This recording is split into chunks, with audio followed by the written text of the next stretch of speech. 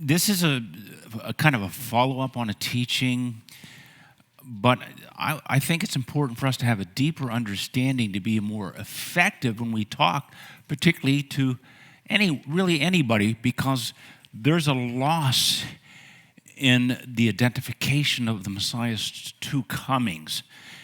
And it's lost all over the place. In the Talmud, in English, Messiah ben Joseph, Messiah the son of Joseph, and Messiah the son of David.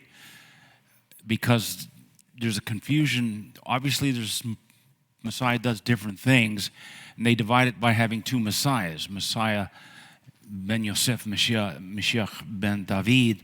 And in the Kabbalah, which is Jewish mysticism, it's Messiah the leper. There's King Messiah and Messiah the leper. And what most people don't understand is the key to unlocking Messiah's two comings has to do with his identity as a priest king. All right? And this is a follow-up on something I did on the priest king. How can you have a priest that's a king that's a priest? But I want to just focus on the high priest, Yeshua. And very specifically, because of that's my typo. I gave that to Joni. It's the high priest, not the king priest. The high priest, Yeshua. I sent that when I sent her. It was wrong. And God spoke very specifically about the truth of the high priesthood of Yeshua, which tracks through the high priest Zadok, who was a descendant of Aharon. And God repeated this throughout the history of Scripture to solidify that, and it's something that was picked up by the writers of the accounts of the first coming, who completely understood. He came as high priest. And in the letter to Hebrews, which was a letter written, in my opinion, after the destruction of the temple, a lot of the priesthood had to leave. They ended up in Ephesus. A lot of them went to Ephesus, especially the believers. And this was to strengthen the priesthood who were mourning the loss of the temple. That's my opinion when that happened. So in Hebrews 8:1, it's the concept. Here's the main point being said. Here's the main point I'm trying to explain to you. We do have such a Kohen Gadol, high priest. Okay? We do have a high priest. So just understand, we haven't lost the priesthood. It's like me going out among the Lemba. You know, there's a priesthood. We have priests sitting in this room. The priesthood can't do what they're called to do to intercede for us in the temple, but we do have a high priest. Kohen, high priest, Gadol, big. And then, because it's a Jewish letter, he paints a picture. Who has taken his seat at the right hand of God on the throne of the majesty in heavens. All right? Now, there's a lot in that verse, but it focuses on we do have a high priest. He didn't say we have a Messiah, which we do. He said we have a high priest. And specifically, he has taken his seat at the right hand of the throne of the majesty in the heavens. And so when you hear that terminology, you always connect the dots. Where does the concept come from of someone who's seated at the right hand of the throne of the majesty in the heavens? When you read that, what's the first thing that pops into your mind? Daniel. He's talking about one of the visions of Daniel. And Daniel, who is sitting in Babylonian captivity, Looking forward to the restoration of our people, again, while we're away from Israel and the priesthood is not functioning because the temple doesn't exist because it was destroyed. That's the first temple. And he has these discussions with God, and he has these visions that God teaches him things. And the writer of Hebrews, I think it's Luke, but that's my opinion. I think it's Luke for a lot of reasons. But it doesn't matter. That's only my opinion. Just in case people wonder. People say that's Paul. That's not Paul. I don't think it's Paul. I think it's Luke. Because of the way he draws. It's so allegorical. It's so meaningful. Because he's writing to priesthood who's just down because there is no temple. And what can the priesthood do without a temple? The priesthood, everything they did was about the temple. The temple was destroyed. Now the Pharisees take over and rabbis replace the priesthood. But the priesthood is God's call. And he said, yeah, you don't have your calling, your job, your ministry as a high priest, but we do have a high priest. And remember, he has taken a seat at the right hand of the throne of the majesty in heavens. It's like, oh, Daniel. It's the only way you can connect that to anything that makes sense. And the vision is in, I don't know where it is, Daniel 7. I have to look at my notes. Verse 9. He's watching the throne room in heaven. This is a vision taken up in the throne room in heaven. We put it in perspective. He's just watching. While I was watching, thrones were set up. And the Ancient of Days took his seat. Okay? Paul calls this person the majesty. Daniel calls it the Ancient of Days because you can't say it's God because you have to differentiate in the plurality of God who is being talked about. You can't just say God because that's complicated. So he said it's the Ancient of Days, the one who came from before time. In the letter to Hebrews, he's called the majesty, all right? Took his seat. He took a seat where? On one of the thrones. His garment was white as snow. The hair of his head was pure wool. His throne was ablaze with flames, a burning fire. And so you have this throne in the midst of the fire of the center of heaven where the majesty, the eternal, the Ancient of Days takes his seat. In the next verse it explains a river of life was flowing and coming out before him, and thousands of thousands attended him, and 10,000 times 10,000 stood before him. And the court was seated and the books were opened. And so who's this talking about? Who's it talking about? Who's sitting there? God. God. Which God? The Ancient of Days, the Creator of God, the majesty of heavens. He is sitting there. So it's talking about the Creator God. Everything, fire, it's just like it's spectacular. And everybody is worshiping this one. Everybody is worshiping the Creator God. You have to see that because this is how the connection is to the high priesthood of the Messiah is established. All right? Down to verse 13. As I was watching in the night visions, he's had a lot of visions for Daniel. It's the same thing. I was watching. I kept watching. As I was watching, behold, one like Ben Adam, one like a son of man, coming with the clouds of heaven. He approached the Ancient of Days and was brought into his presence. So you got to follow the vision. The Ancient of Days, the Creator God, the center of all things, the majesty, the eternal, one like Ben Adam, a son of Adam, like a son of man, coming with the clouds of heaven. I don't want to break that down because I want to get through this. And he approached this majesty, this Ancient of Days, this eternal, and was brought into his presence. Obviously, somebody else, right? Obviously somebody else. And then it goes on to explain, whoops, don't do that, don't do that, don't do that. He goes on to talk about this one who is like a son of man, comes in. And what about this one? Dominion, glory, and sovereignty were given to him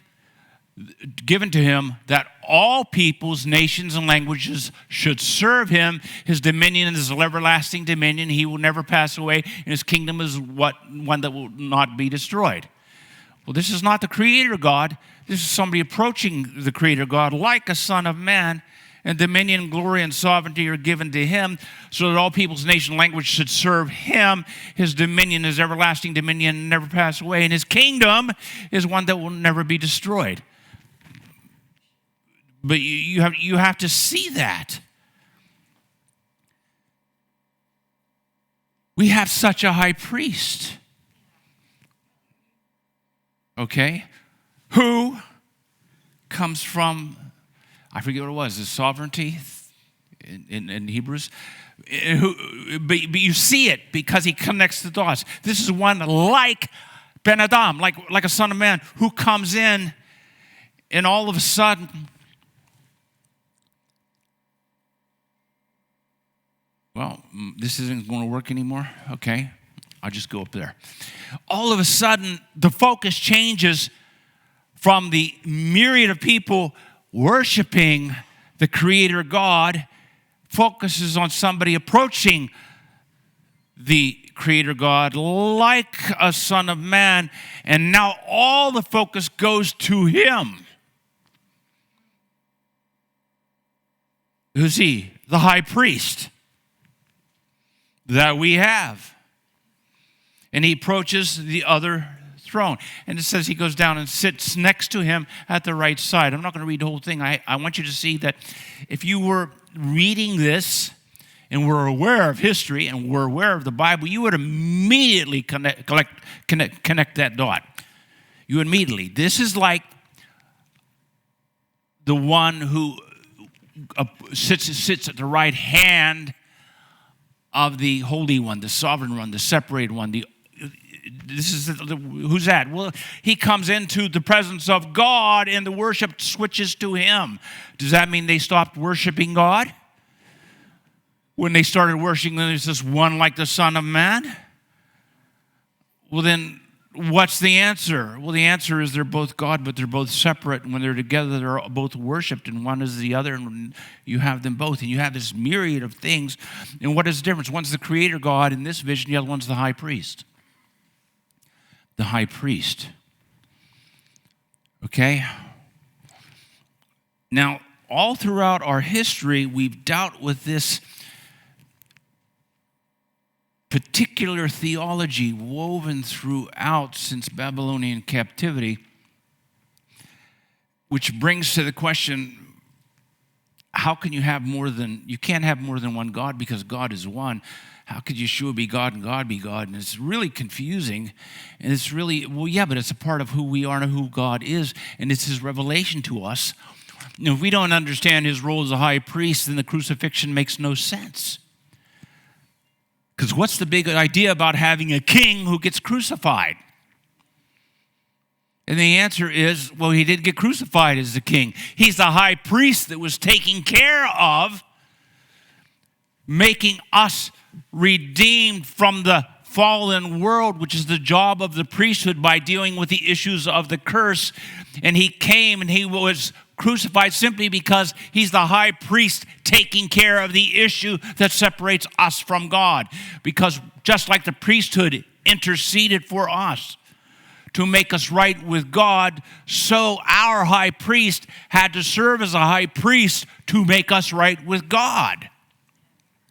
And if you read all of Hebrews, it's like the perfect high priest doing the perfect sacrifice.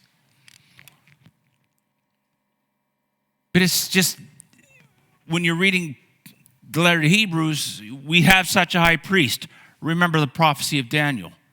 That high priest. That high priest.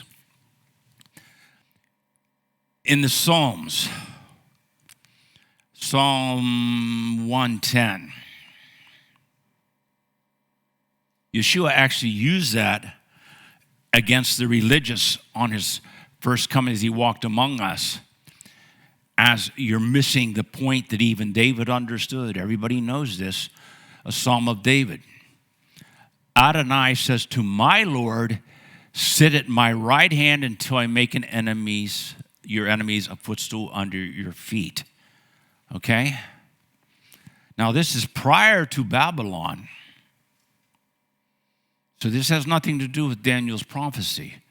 But this is the same concept. Sit at my right hand. And who's supposed to sit at his right hand? David said, my Lord is supposed to sit at the right hand of Adonai, God, but my Lord sits at the right hand of Adonai. But Messiah is the son of David. And Yeshua pointed this out. How could David say, the Lord, Adonai says to my Lord, how can my Lord be the Messiah when the Messiah is the son of David? And David understood, well, he's eternal. And so God said to my Lord, the Creator God said to our high priest, one like a son of man, sit at my right hand.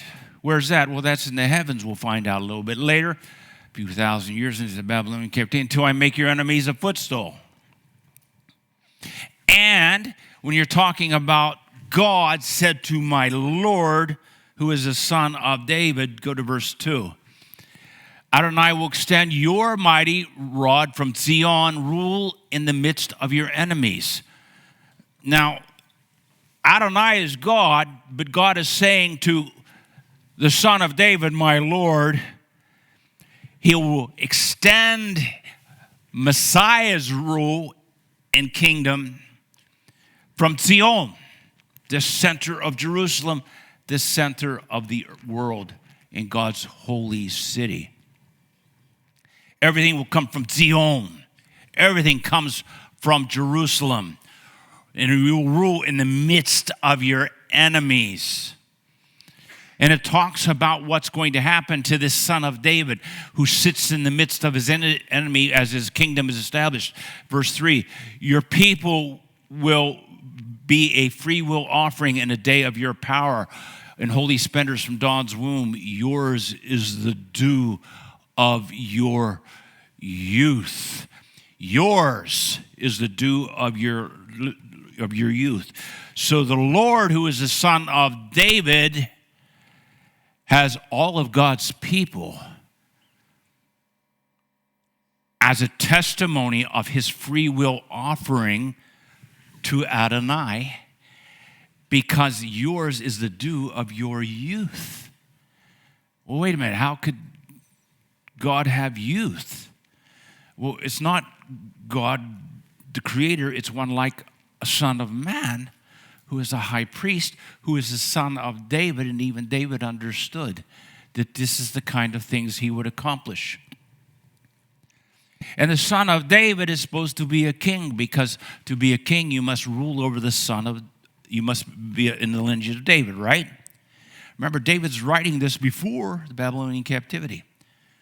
And he knows his son, the son of David, not his first son, but in the lineage of David, you would have the Lord.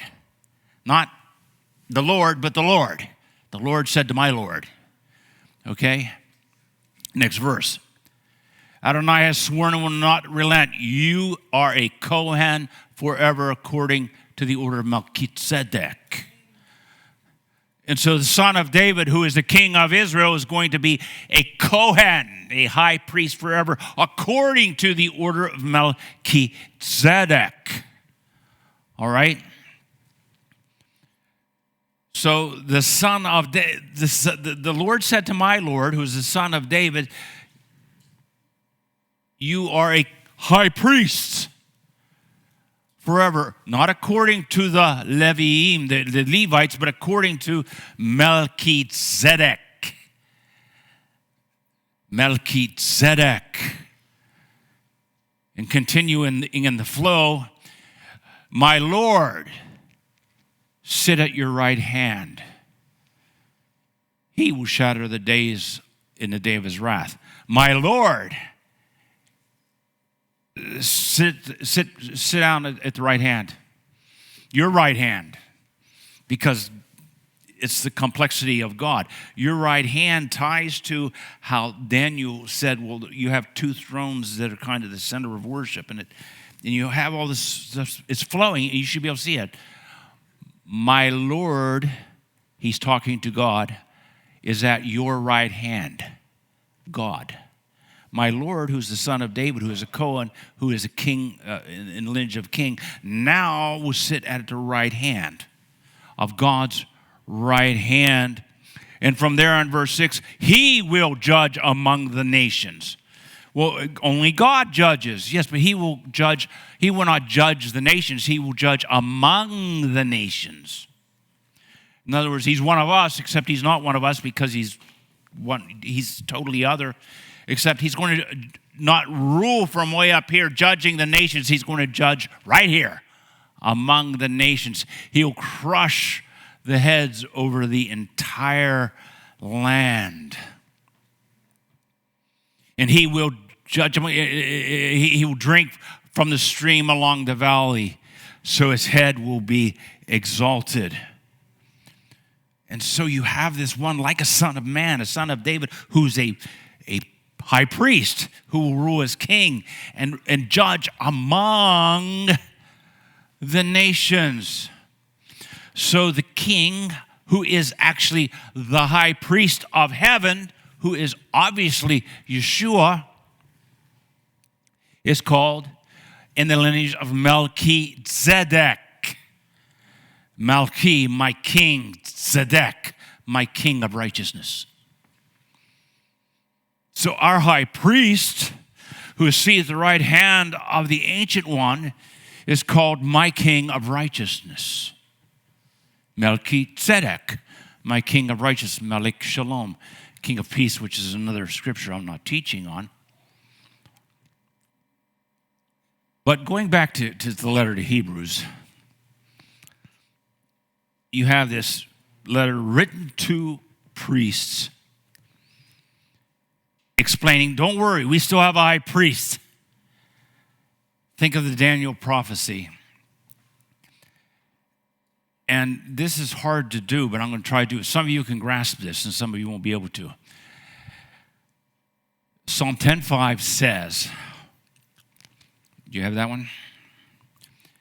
So when Messiah comes into the world, he says, if you don't have it, I'll just go on. Sacrifice and offering you did not desire, but a body you prepared for me. When Messiah came into the world, he says, sacrifice and offering you did not desire, but a body you have prepared for me. So my Lord, God prepared a body for my Lord. Okay? And this is a passage that's terminology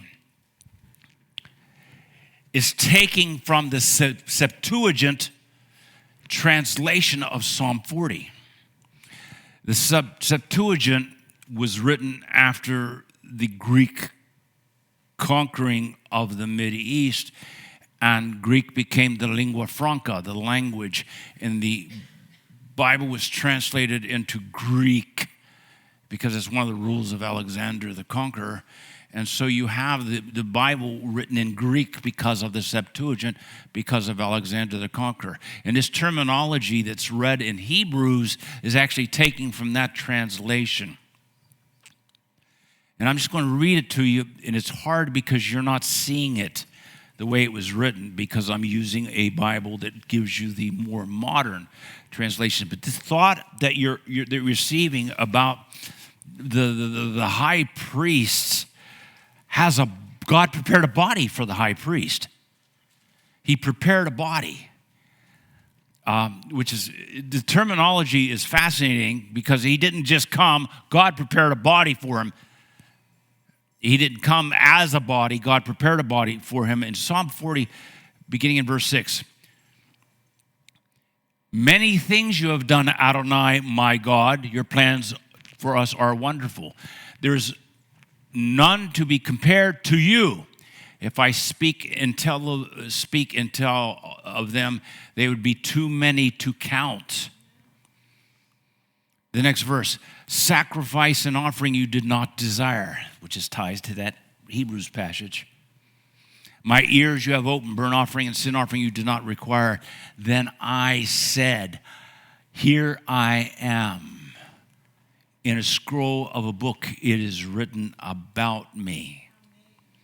Here I am in the scroll of a book, it is written about me. If you ever come to my house, above one of the purple couches in one of the living rooms, you have Michael Washer, rendition of the scroll being Yeshua.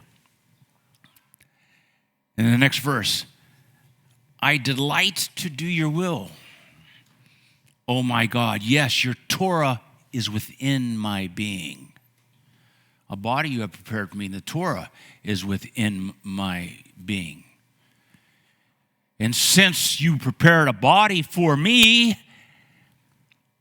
your Torah is in me. Therefore, next verse, I proclaim good news of righteousness in the great assembly. Behold, I am not shutting my lips, Adonai, you know. I proclaim good news. What was that connect you to? In the Bible, connect the dots. Good news. In the Bible, where? Isaiah.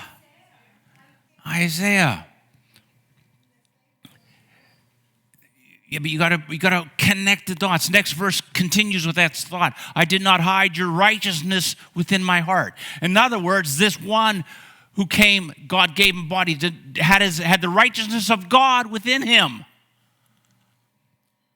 I declared your faithfulness and your salvation. I didn't hide your righteousness in me.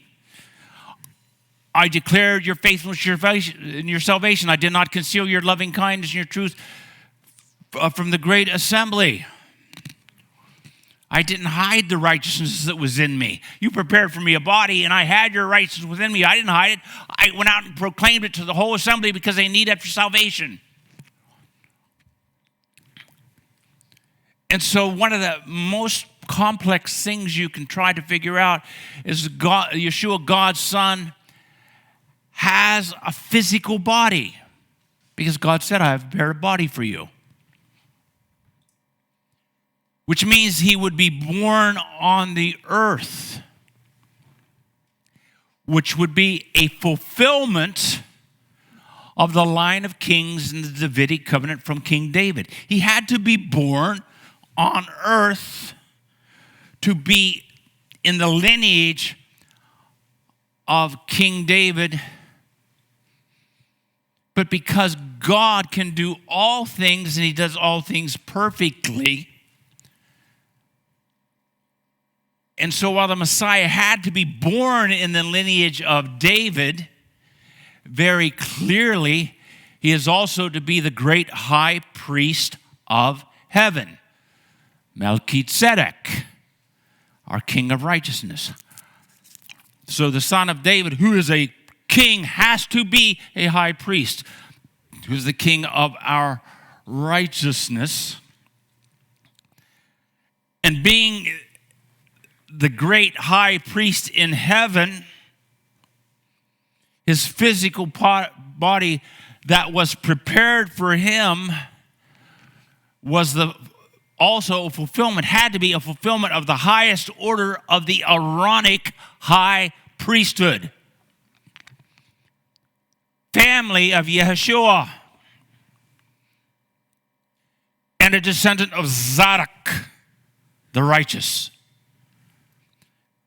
And how can how can you show that? Where is it proven? Now, just the basic thoughts. Yeshua didn't have an earthly father. He didn't have an earthly father, and since the priesthood is handed down, you need a Cohen for a father. He didn't have father, so he couldn't be an Aaronic priest. But anyone that's born comes from two families, right? And his mother Miriam, he was born from both King David's family, but also very significantly the high priest Zadok's family of Aaron. Zadok is the key to unlocking this. And here's some of the way you connect the dots. And you start in Genesis 3:15. I will put animosity between you and the woman, between your seed and her seed. He will crush his head, but you will crush his heel. This, everyone says, well, that's the Messiah. But what does it really say about the Messiah? It comes through her seed. Women don't have seeds. Men have seeds. A woman by herself cannot procreate. But God says it's okay. The seed of Hasatan will be crushed by the seed of the woman. The woman has to be a virgin. Without a man, therefore there's no seed. That's okay, it's her seed. Why? Because God gave her a seed. It's really that simple. Talk about a virgin birth. And he went through Miriam. He's born through Miriam, who was a virgin. Because it was not of her husband's seed, it was of her seed, which is miraculous. All right? And then you start there in Genesis and you go through the people of Israel. You first come through the lineage of Avram, right? From Avram, you go to Isaac, to Jacob, to Judah, to Aminadab. And Aminadab's son is Nachshon. Okay? This lineage, it may sound boring, but it's really important to understand where the lineages go. In the book of Bamidbar of Numbers, chapter 1, beginning verse 7, instructions to the priesthood, you and Aharon are to master by the divisions. Every son from 20 years upward is available to serve in the army of Israel. One man from each tribe, each head of his father's household to assist you. I'm down to verse 5 if you're keeping up with me, dear. And these are the names of the men who will assist you, Aharon, the high priest. In verse 5, you have Reuben, Eleazar, the son of Shediar. Verse 6, from Simeon, Shemuel, the son of Arashah. And then the very important one, verse 7, from Judah, Nachshon, the son of Aminadab. Okay? There's the connection to the high priesthood. It's going to throw through Nachshon, who is the son of Aminadab. But this seed is going to be divided once again, going to Aminadab's daughter. All right? You following me? Some of you can. Her name was Elisheva.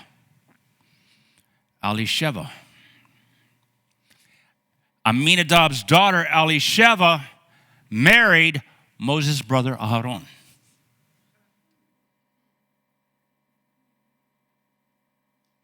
Exodus 6:23. Aharon married Elisheba, the daughter of Aminadab, sister of Nachshon, and she bore for him Nadab, Abihu, Eleazar, and Ithamar. See, it may seem complex, but it's actually just connect the dots. Elisheva and Aaron had 4 sons. Okay, but the seed that went to the priest Eleazar, his son was Pinchas, and on to the high priest Zadok. And from the high priest Zadok, the seed went into Miriam's mother. And from King David, the seed went through Miriam's father.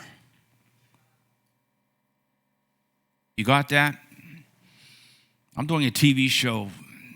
I was supposed to do a Sunday. It got canceled. I said, I can't do it right now. And they said, what are you teaching on? I said, it's over the head of everybody. It's Christian television. And they said, we know you can bury Christians. Do it. They know me. And it's a Christian television network. And they want to bring me into, and they know me. Go ahead, bury them. Because they know me. And it's like, no, it's a little bit too complicated. This will stretch my people. But you have to see this. This is really incredibly important to understanding the high priesthood. Because you have, Miriam's mother had the priesthood and King David go into her. And through intermarriage, this seed went into the baby Miriam.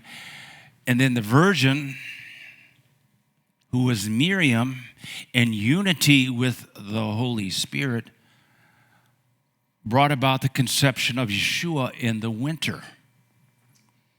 Kislev 24. Kislev 24. How do you know that? Because the prophets pinpointed all this stuff. You can actually look at it. Haggai chapter 2, verse 18. Now set your heart back from this day on. Set your heart. Set your hearts back. Reset your clock from this day on the 24th of the 9th month since the temple of Adonai was founded. Set your heart. Set your heart. The next verse, is there still seed in the storehouse? Those of the vine, the fig tree, the pomegranate, and the olive tree, are they still bearing fruit? From this day on, I am going to bless you. When? On the 24th of Kislev. All right? So you have the date he's going to be born. Based on what the prophet said. And from that point on, you're going to receive the blessing. So if he was born in Kislev on the 24th, or if he was conceived, I should say, when is he going to be born? How many months does it take? 9 months later. What's 9 months after that date? Sukkot.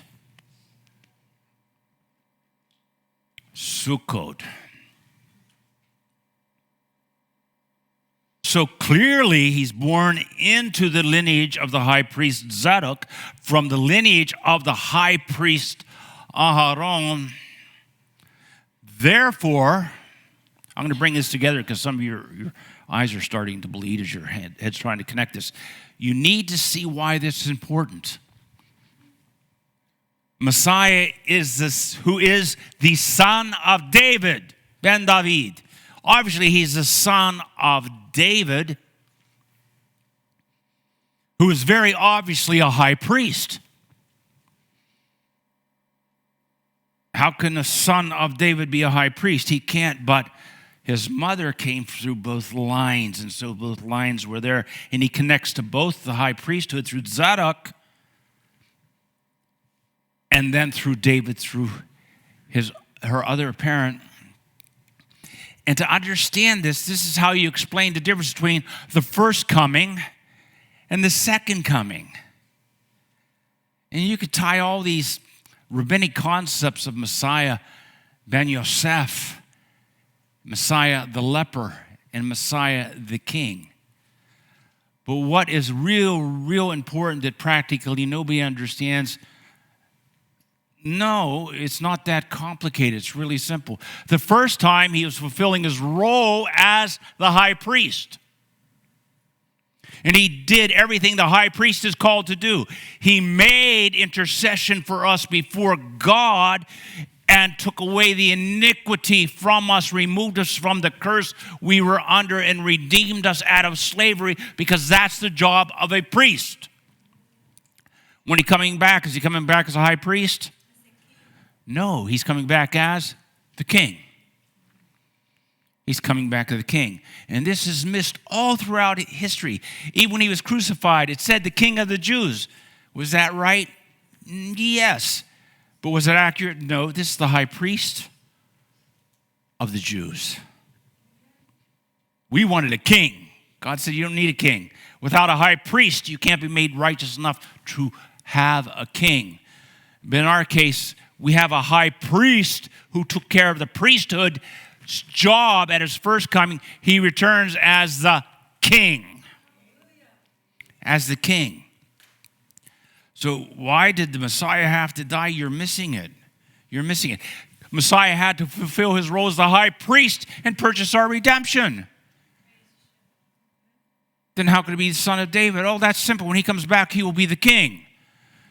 How can a king be a priest? Well, it's through the lineage. It's very clear. You see, our Messiah who came as a high priest. When he's coming back, he's coming as a king. That's just you need to understand that. If you can't connect the dots, just look at the Bible. Look at the scriptures I gave. It does it for you. And I'll leave you with that. Like I said, if you don't understand, get the scripture list and just read it. It's not that difficult. You just have to understand where to look, because the Bible is a connect-the-dot book in the simplest terminology. Yeshua quotes, "Thus says the prophet," and he quotes a prophecy, and it's the wrong book. You read it and you think he quoted. No, I'm not teaching this. This is something that's there. "Thus says this prophet," and he quotes Jeremiah. It's like, wait a minute. So immediately you say, did he misspeak? No. He said this, which ties to what Jeremiah said. And this is for now, and that weaves back, if you understand Jeremiah, who buried the jar inside the wall, then you'll know what I'm saying. And Yeshua just said stuff like that, so people, he said something. It's like people say, well, that's a mistake. If you actually pay attention, or just read and said, oh, he quoted some prophet. No, he didn't. He quoted the prophet, but then assigned it to another prophet. And it's like, what? So you got to pay attention. He's saying connect the dots. Our job is connect the dots. The purpose of this message is help you connect the dots. Messiah came the first time as our high priest. He's coming back as our king. Okay? Be blessed, everybody. Shabbat shalom. I want to ask the Ruach ministry team to come forward. Whoever's assigned for today, come forward. If you want to receive ministry, you come.